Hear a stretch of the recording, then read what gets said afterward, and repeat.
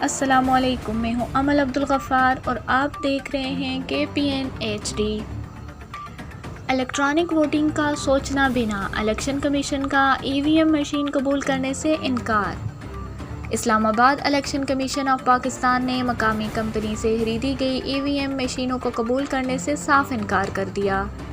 Media report کے مطابق election commission of Pakistan نے اسلام آباد کے بلدیاتی انتخابات کے لیے خریدی گئی الیکٹرانک ووٹنگ مشینوں کے حوالے سے وزارت سائنس اور ٹیکنالوجی کو خط ارسال کیا۔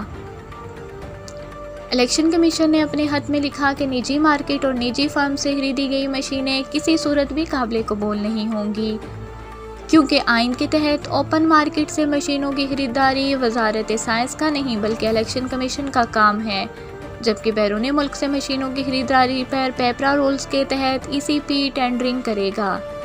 خط میں کہا گیا ہے کہ وزارت سائنس EVM کی فراہمی کے لیے ایک کمپنی سے معاہدہ کرے گی، جس کے بعد الیکشن کمیشن کے حکام کمپنی اور مشینوں کی تصدیق کے بعد اس کو خریدیں گے۔ ECP نے وزارت سائنس سے مشینوں کی ٹیسٹنگ کرنے والے ماہرین کے نام اور رائے بھی مانگی ہے۔ مزید نیوز اپڈیٹس کے لیے دیکھتے رہیے KPN HD۔